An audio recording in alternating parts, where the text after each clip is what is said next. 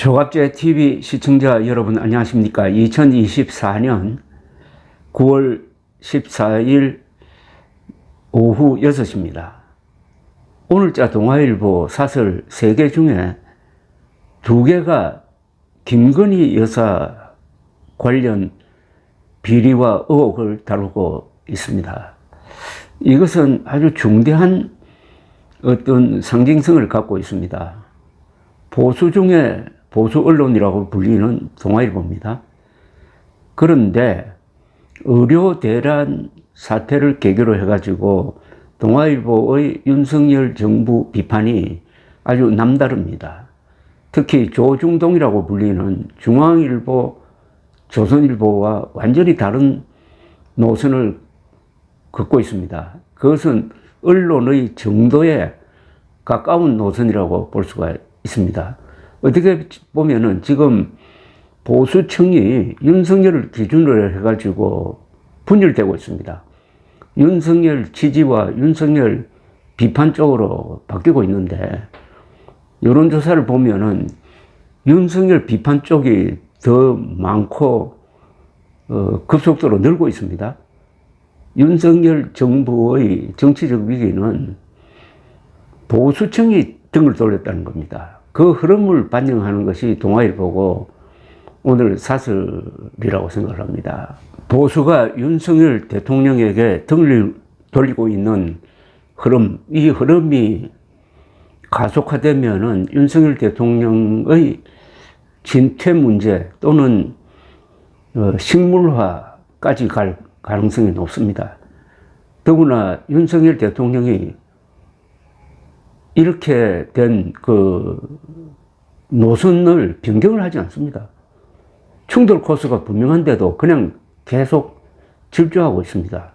그런 가운데서 동아일보가 하루 사설에서 2개를 김건희 여사 관련 비리와 의혹으로 채우고 있는 겁니다.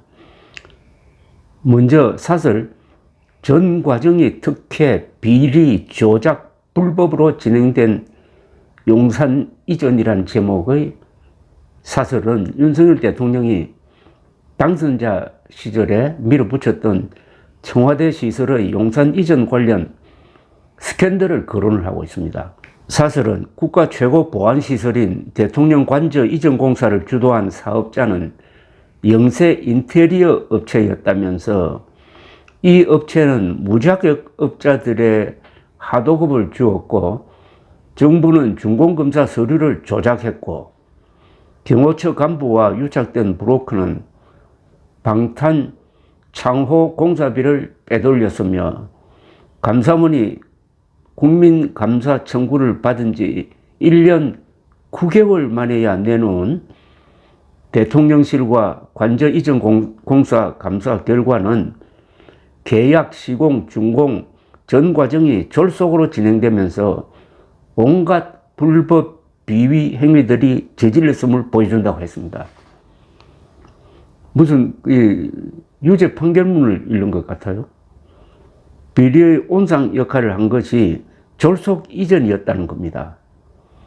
윤석열 대통령이 당선자 시절에 청와대로 들어가는 것을 거부하고 국방부 청사로 가서 직무를 시작하겠다고 목리를 부린 데서 이런 비리가 시작되었다는 지적입니다. 사설은 대통령 관저 공사 복마전이라는 표현을 쓰고 있습니다. 복마전이라는 표현. 그 시작은 증축과 구조 보강 공사를 하면서 인테리어 공사만 할 수 있는 업체 21g물 회사 이름입니다. 수의 계약으로 선정한 데서부터 출발했다고 했습니다. 21g이란 이 회사는 김건희 여사가 운영한 코바나 컨텐츠사의 어떤 전시회를 후원한 회사입니다. 보안상 수의 계약이 불법은 아니라지만 2021년 영업이익이 1억 5천만 원에 불과한 영세 업체가 관련 면허도 없이 수십억짜리 대통령 관저 공사를 따낸 것은 김 여사와의 친분이 아니면은 설명하기 어렵다는 겁니다. 21g이 선정된 과정에 김건희 여사가 있었던 겁니다. 있었던 것으로 보인다는 겁니다. 이 업체는 대통령실 내부에서 무면허 문제가 제기된 후에는 공사를 대신해 줄 제주의 종합건설사를 직접 섭외하고 18개 하도급 업체를 선정을 했는데 이 중 15개 업체가 무자격 업체였다고 했습니다. 사설은 시공과 준공 과정도 불법과 의혹투성이라고 했습니다. 계약서를 쓰기도 전에 공사가 시작되었고 설계도를 보고 공사하는 게 아니라 공사가 끝나면 이에 맞춰 도면을 그리는 식이었다는 겁니다. 정부는 주먹구구식 시공 과정을 제대로 감독하지 않았고 준공검사는 하지도 않고 관련 서류에 서명만 했다고 했습니다. 대통령 안전을 책임진 경호처 간부는 알고 지내던 브로커가 대통령실과 관저의 방탄 창호 공사비 20억 원 중 15억 원을 빼돌리는데도 눈 감아줬다고 했습니다.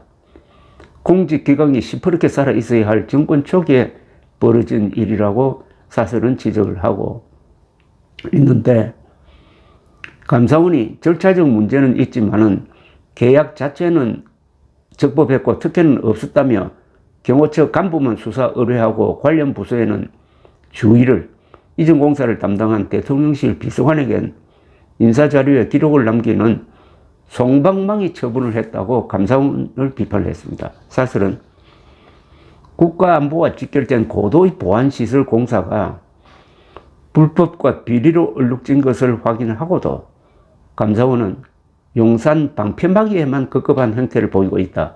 엄정한 수사로 관련자들의 책임을 묻고 남은 의혹도 철저히 파헤쳐야 한다고 했는데, 이는 특검으로만 가능할지 모르겠습니다. 멀쩡한 국방부 보고 2달 내로 비워라 해가지고 들어간 게 지금 용산 대통령실이고, 윤석열 대통령은 그 이후에도 청와대 시설을 계속 이용하고 있습니다. 영빈관이라든지 상춘제라든지. 그리고 또 관저는 또 따로 있습니다. 이게 대통령실이 지금 기존 청와대, 용산, 그리고 관저 이렇게 3군데로 쪼개져 있습니다. 이 이동하려면은 동선이 노출됩니다. 대통령 안전에도 굉장히 위험합니다. 그런데 서둘러 이렇게 하니까 이런 부정과 부패가 일어났다는 겁니다. 일을 거꾸로 하면은 이런 일이 일어나게 되어 있습니다. 이 용산 대통령실 이전은 턱도 없이 서두른 것, 아무 이유도 없이 서두른 것만 봐도 이번에 일어난 의료대란의 꼭 예고편이었는데, 이때 언론이 견제를 해가지고 못하게 했어야 되는데 그렇게 하지 않고 박수만 쳤습니다. 청와대에 침 뱉고 나가는 걸 무슨 제왕적 권력과 결별하는 것처럼 오해를 해가지고. 동아일보의 또 다른 사설은 제목이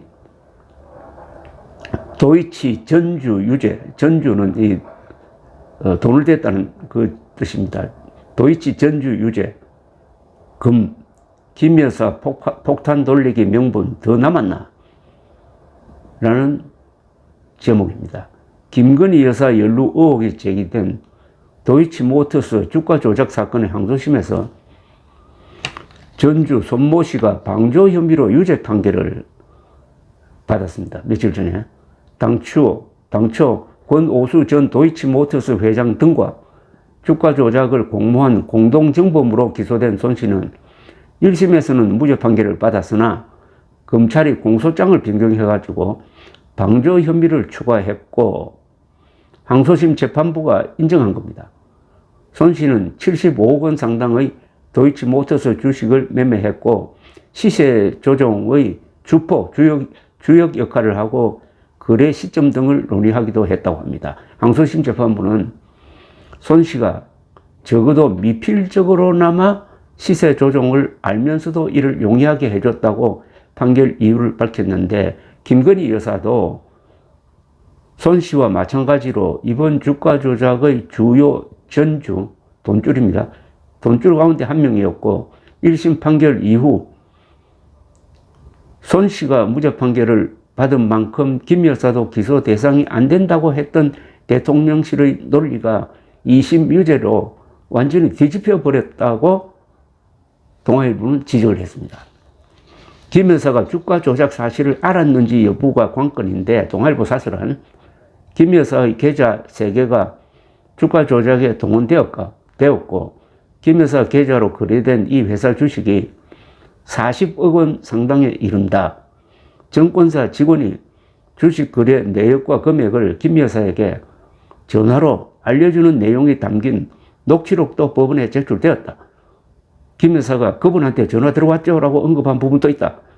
김 여사가 계좌를 완전히 위임한 게 아니라 거래 사실을 어느 정도 알았을 것이라는 관측이 나오는 이유라고 했습니다. 사실은 손 씨가 도이치모터스 주식 거래로 1억 원의 손해를 본 반면에 김 여사는 어머니 최은순 씨와 합치면 23억 원대의 차익을 얻었다는 게 검찰의 분석이라면서 시세 조종을 주도한 투자자문사 컴퓨터에 선 김 여사 계좌의 인출액과 잔액 등이 정리된 김건희 파일이 발견됐다고 지적하고 항소심 판결문에는 김 여사 이름이 87회나 등장한다. 김 여사는 매수를 유도당하거나 계좌가 활용당했다는 대통령실 주장과 달리 김 여사가 단순한 돈줄 이상의 역할을 했을 것이라는 의심이 나올 만한 정황들이라고 분석을 했습니다. 김 여사가 이 사건으로 고발된 건 2020년 4월이었고 손 씨 등은 2021년 말 기소되었습니다.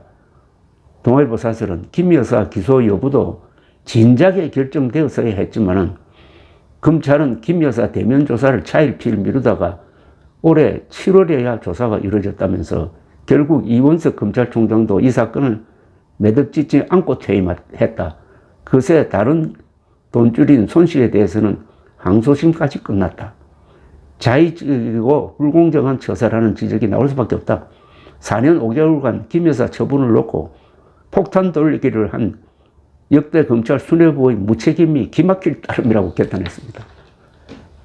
이 사건도 김건희 여사가